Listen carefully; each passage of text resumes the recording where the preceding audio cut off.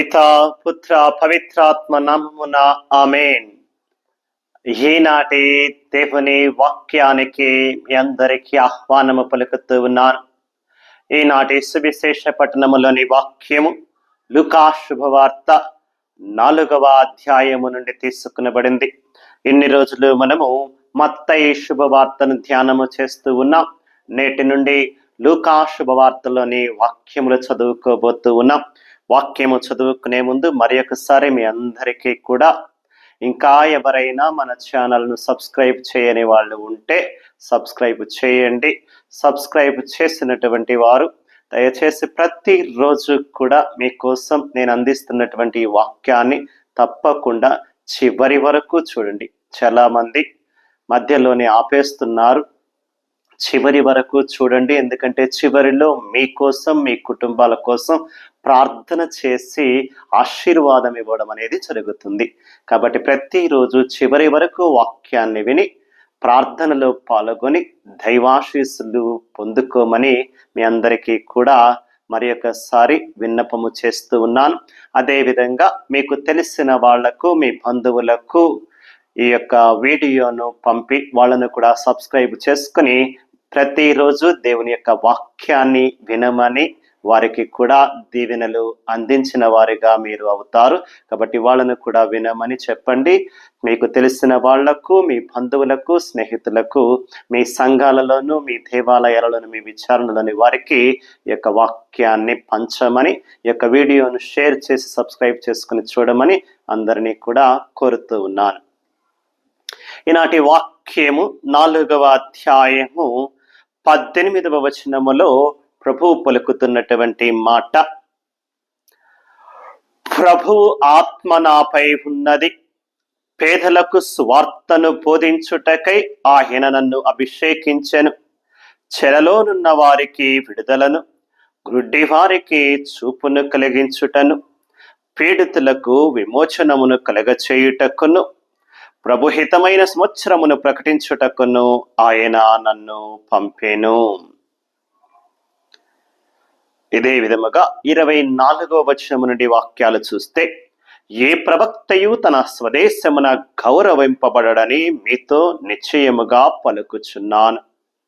వాస్తవము ఏమనగా, ఏలియా కాలమున 3 సంవత్సరముల 6 మాసాల అనావృష్టి వలన దేశమంతటా గొప్ప కరువు వ్యాపించినది. ఆనాడు ఇశ్రాయేలీయులలో పెక్కుమంది విధవరాండ్రు ఉండినను, సీదోనులోని శ్రెఫ్తా గ్రామమున నివసించు విధవరాలి వద్దకు మాత్రమే ఏలియా పంపబడెను. ప్రవక్తయగు ఎలీషా కాలములో చాలా మంది కుష్ఠరోగులు ఉన్నను, సిరియా నివాసియగు నామాను తప్ప వారు మరి ఎవ్వరునూ స్వస్థత పొందలేదు. ఇదే క్రీస్తు ప్రభుని సువిశేషము. క్రీస్తువా మీకు స్తుతి కలుగునుగాక. దేవుని యందు విశ్వాసముతో ఉన్నటువంటి వారలారా, ప్రభుని యొక్క వాక్యాన్ని వింటున్నటువంటి వారలారా, ఈనాటి వాక్యములో మనము 2 విషయాలను జ్ఞాపకము చేసుకోవాలి. మొదటిగా లూకా శుభవార్త 4వ అధ్యాయములో మనము చూస్తూ ఉన్నాము, ప్రభువు తన స్వంత పట్టణమునకు వచ్చి తన స్వంత దేవాలయానికి వెళ్ళి అక్కడ వారు ఇచ్చినటువంటి గ్రంథమును తీసుకొని వాక్యమును చదువుతూ ఉన్నప్పుడు 4వ శుభవార్త, లూకా శుభవార్త 4వ అధ్యాయం 18వ వచనములో మనం వింటున్నటువంటి వాక్యం, ప్రభువు లేచి గ్రంథమును తీసుకుని వాక్యము చదువుతూ ఉంటే, పేదలకు సువార్తను బోధించుటకు నేను అభిషేకించబడెను. పేదలకు సువార్తను బోధించుటకు ప్రభువు నన్ను అభిషేకించెను. చెరలో ఉన్న వారికి విడుదల దయచేయుటకు ఆయన నన్ను పంపెను. గ్రుడ్డి వారికి చూపునిచ్చుటకు ఆయన నన్ను పంపెను అని వాక్యము చదువుతూ ప్రభువు గ్రంథమును మూసి, నేడు ఈ లేఖనము మీ మధ్య నెరవేరింది అని లూకా శుభవార్త 4వ అధ్యాయంలో 21వ వచనములో ప్రభువు మాట అంటున్నాడు. నేను చదివినటువంటి ఈ మాట ఈరోజు మీ మధ్య నెరవేరింది. పేదలకు సువార్త సువార్తను అందించుటకు ప్రభువు నన్ను అభిషేకించను.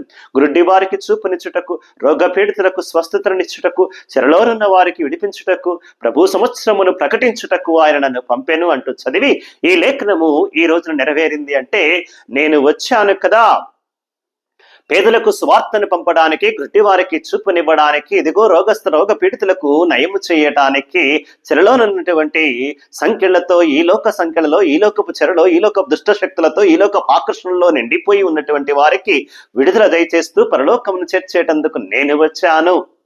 ఇది నాయందు నేడు నెరవేరినది ఈ వాక్యం అంటూ ఉంటే వాళ్ళందరికీ కోపం వచ్చిందండి. వాళ్ళందరూ కూడా నమ్మలేకపోతున్నారు. దేవుని నమ్మినటువంటి బిడ్డలారా, అటువంటి సమయంలో ప్రభువు ఇంకొక మాట అంటూ ఉన్నారు. ప్రవక్త ఎప్పుడూ కూడా తన స్వంత ప్రాంతమునందు స్వంత ప్రజల చేత అంగీకరింపబడడు అంటున్నాడు. ఈరోజున ఈ రెండు మాటలను ధ్యానం చేసుకుందాం. మొదటిగా, ప్రభువు వచ్చింది పేదలకు సువార్తను బోధించుటకు. నేను ఎందుకు వచ్చానో ఈ రోజున ప్రభు తెలియచేస్తూ ఉన్నాడు.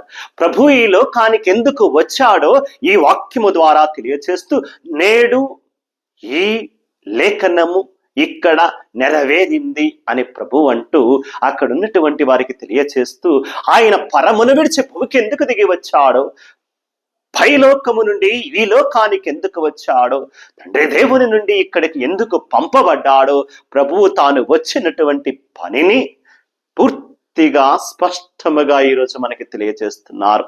ఎందుకు వచ్చారటండి? పేదలకు స్వార్థను బోధించడానికి వచ్చారట. దేవుని యొక్క రాజ్యమును గురించి స్వార్థను తెలియనటువంటి వారికి తెలియచేయటానికి వచ్చారట. రోగపీడితులకు స్వస్థతలను ఇవ్వడానికి వచ్చారట. గుడ్డి వారికి చూపునివ్వడానికి వచ్చారట. ప్రభు సంవత్సరమును ప్రకటించుటకు వచ్చారట. అంతకు మించి ఈ లోకపు సంఖ్యలలో ఉండిపోయినటువంటి చెరవంటి యొక్క దుష్ట శక్తుల చేత పీడింపబడుతున్నటువంటి వారికి విడుదలను దయచేయటానికి వచ్చాను అని తాను వచ్చినటువంటి పనిని పూర్తిగా ఈరోజు ప్రభు తెలియచేస్తూ ఉన్నారు. ఇదే విధముగా మనము యోహాను శిష్యులు ప్రభు దగ్గరకు వచ్చి ఒక మాట అడుగుతూ ఉంటారండి. మత్తయి సువార్త 11వ అధ్యాయంలో గనక మనము చూస్తే యోహాను శిష్యులు ప్రభు దగ్గరకు వచ్చి ఒక మాట అడుగుతున్నారు. రానున్నటువంటి వాడవు మెస్సయ్యావు నీవేనా? మేము ఇంకా ఎవరి కోసమైనా ఎదురు చూడాలా అని యోహాను శిష్యులు వచ్చి ప్రభుని అడుగుతున్నారు. మేమందరము కూడా ఇశ్రాయేలు ప్రజలు ఒక మెస్సయ్య వస్తాడని ఎదురు చూస్తున్నాము కదా, రక్షకుడు వస్తాడని ఎదురు చూస్తున్నాము కదా, రక్షించువాడు వస్తాడని ఎదురు చూస్తున్నాము కదా. మా ఎదురు చూచేటటువంటి ఆ రక్షకుడవు, రక్షించువాడవు, మెస్సయ్యావు, రానున్నవాడవు నీవేనా? ఇంకా మేము ఎవరి కోసమైనా ఎదురు చూడాలయ్యా అంటే ప్రభు వాళ్ళతో ఒక మాట అంటాడండి. మత్తయి సువార్త 11వ అధ్యాయము 4వ వచనము 5వ వచనములో ప్రభు ఈ మాటలు అంటున్నాడు. మీరు వినుచున్నది, మీరు చూచుచున్నది వెళ్ళి యోహానుకు చెప్పండి అంటూ ఉన్నాడు. అంటే మీరేం చూస్తున్నారో ఏం వింటున్నారో మీరు గనక వెళ్ళి ఆ విషయము యోహానుకు తెలియచేస్తే ఆయనకు అర్థమవుతుంది మెస్సయ్యాను నేనేనా కాదా అని, రానున్న వాడను నేనేనా కాదా అని. మీరు ఎదురు చూస్తున్నది నా కోసమేనా కాదా అనేది ఆయనే చెబుతాడు. మీ గురువు బోధకుడైనటువంటి యోహానే చెబుతాడు. మీరు చూచుచున్నది, వినుచున్నది వెళ్ళి చెప్పండి అంటూ పంపుతూ వెంటనే 5వ వచనములు అంటున్నారు. మీరు చూస్తున్నారు కదా, గుడ్డివారు చూపును పొందుతున్నారు, కృంటివారు లేచి నడుచుచున్నారు, మరణించిన వారు జీవముతో పునరుత్థానులై లేస్తున్నారు, చెవిటివారు వినుచున్నారు, పేదవాళ్ళకి సువార్త బోధించబడుతుంది. ఇవి మీరు చూస్తున్నారు కదా, కాబట్టి మీరు చూస్తున్నది వినుచున్నది వెళ్ళి చెప్పండి అంటున్నాడు. కాబట్టి దేవుని నమ్మినటువంటి బిడ్డలారా, యేసయ్య ఈ లోకానికి వచ్చిందే సువార్తను బోధించడానికి, దేవుని రాజ్యమును గుర్చినటువంటి సువార్తను బోధించడానికి వచ్చాడు. వచ్చినటువంటి యేసయ్య నేను వెళ్ళిపోతున్నాను, కాబట్టి నా సువార్తను మీరు నలుదిక్కలా వ్యాప్తి చేయండి. భూ దిగంతాల వరకు నేను మీకు బోధించినటువంటి దేవుని రాజ్యమును గుర్చినటువంటి సువార్తను మీరు బోధించండి అంటూ శిష్యులకు చెప్పారు. ఆ పనిలో భాగముగానే అనేక మంది అభిషేకించబడినటువంటి వారు దేవుని యొక్క వాక్యాన్ని, సువార్తను నలుమూలలా వ్యాప్తి చేస్తున్నారు. దానిలో భాగముగానే నేను కూడా ఈ యూట్యూబ్ ఛానల్ ద్వారా నా వంతుగా దేవుని యొక్క వాక్యాన్ని, నేను పొందుకున్న అభిషేకాన్ని బట్టి దేవునికి కృతజ్ఞతలు తెలుపుచు దేవుని యొక్క రాజ్యాన్ని, సువార్తను గురించి తెలియచేయటము కోసం ఈ యొక్క యూట్యూబ్ ఛానల్ ద్వారా మీ అందరికీ కూడా ఈ వాక్యాన్ని నా వంతుగా నేను చేస్తూ ఉన్నాను. యేసు ప్రభు వచ్చింది గుడ్డి వారికి చూపునివ్వడానికి, సువార్త తెలియనటువంటి పేదలకు సువార్తను బోధించడానికి, ఈ లోకపు సంఖ్యలలో చెరలో ఉన్నటువంటి వారిని విడిపించడానికి వచ్చాను అని చెబుతున్నారు. వచ్చిన పని చేస్తూ ఉన్నాడు. ఆ మెస్సయ్య వచ్చినప్పుడు ఇటువంటి పని చేస్తాడు అని వాక్యాలు ముందుగానే ప్రవక్తల ద్వారా తెలియచేసినట్లుగా నేడు ప్రవక్త బోధన నా యందు నెరవేరినది అంటూ ప్రభువు ప్రవక్తలు రాసింది నన్ను గూర్చే. మీరందరూ ఎదురు చూస్తున్నటువంటి మెస్సయ్యను, రక్షకుడను, రానున్నవాడను నేనే. నా పనులు చూచి, నా మాటలు చూచి నన్ను నమ్మండి అంటూ మరి ఒకసారి ఈ రోజున మనందరికీ కూడా తెలియచేస్తున్నారు. కాబట్టి ఎటువంటి అనుమానము లేకుండా మెస్సయ్య, రక్షకుడు, రానున్నవాడు, లోకరక్షకుడు యేసయ్యే అని మనము అనుమానము లేకుండా నమ్మొచ్చు, నమ్ముదాం, విశ్వసిద్దాం. మరి రెండవదిగా ఈనాటి వాక్యములో మనం వింటూ ఉన్నాం. ప్రభు ఒక మాట అంటున్నాడు, తన సొంత ప్రజల చేత ఎప్పుడు కూడా ప్రవక్త ఎక్కడ అంగీకరింపబడలేదు, ఎప్పుడు నిరాకరించబడ్డారు. అదే విధముగా ఈ రోజు అక్కడున్నటువంటి వారు కూడా మండిపడి యేసు ప్రభువును బయటకు నెట్టివేస్తూ కొండ పర్వతము నుండి, పర్వత ప్రాంతము నుండి నెట్టి తోసివేసి చంపేయాలని ఎంత కోపముగా వారున్నారు. కారణం ఏంటయ్యా అంటే యేసు ప్రభు వారి యొక్క కఠిన హృదయాన్ని చూచి ఒక మాట అంటూ ఉన్నాడు. లూకా శుభవార్త 4వ అధ్యాయములో మనం వాక్యములు చూస్తే చాలా చక్కగా వాక్యములు ఘోషిస్తున్నటువంటి మాట.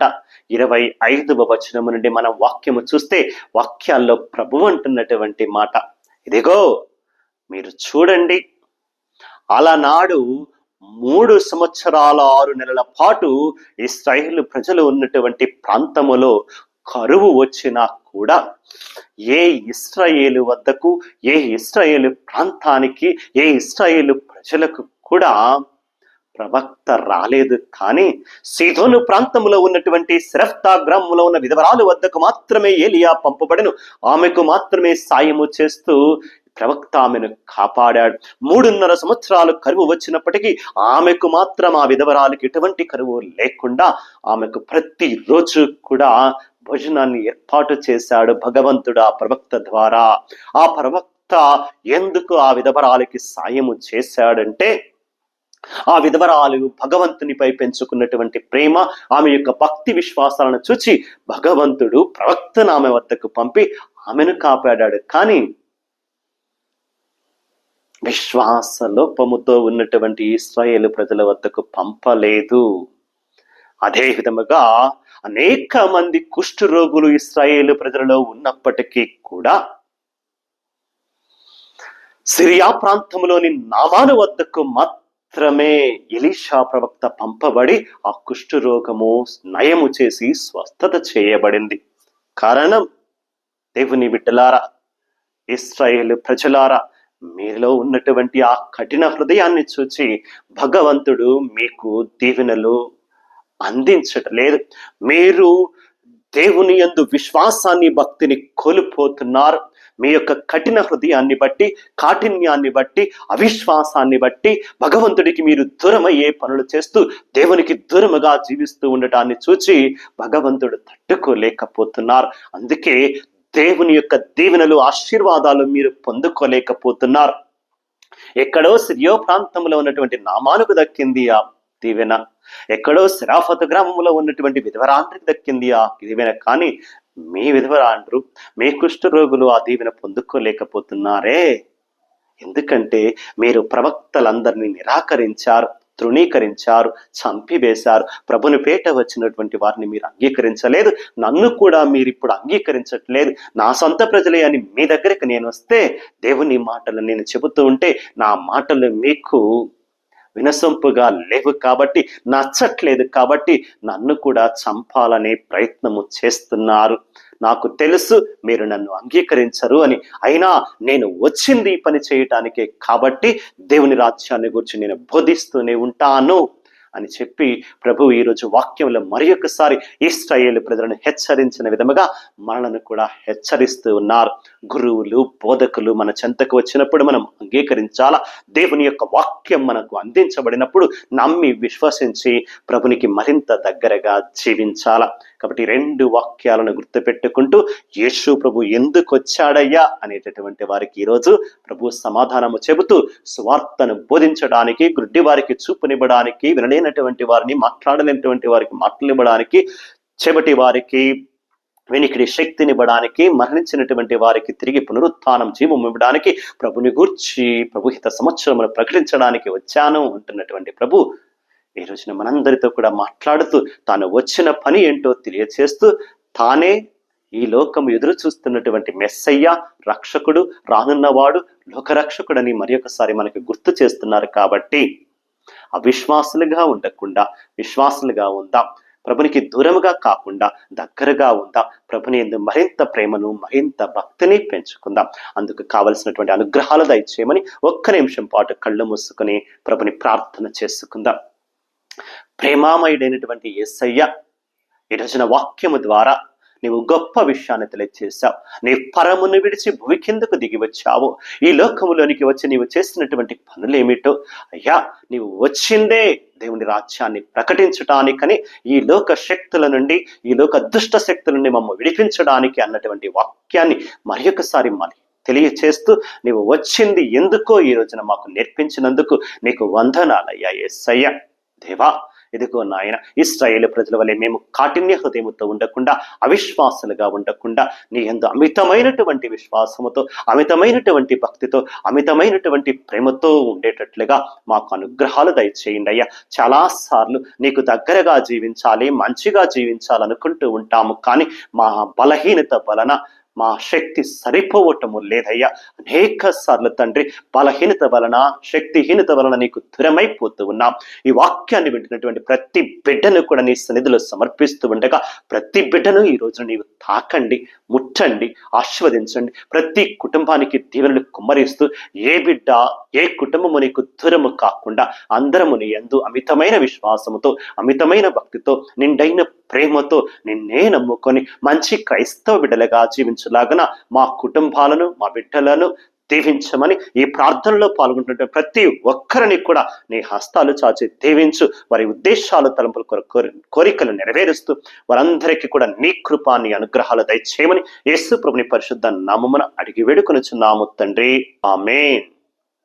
సర్వశక్తిగల సర్వేశ్వరుడు, పితా, పుత్ర, పవిత్రాత్మ మిమ్మందరినీ భగవంతుడు ఆశీర్వదించి దీవించి కాచి కాపాడుదురుగాక. God bless you all.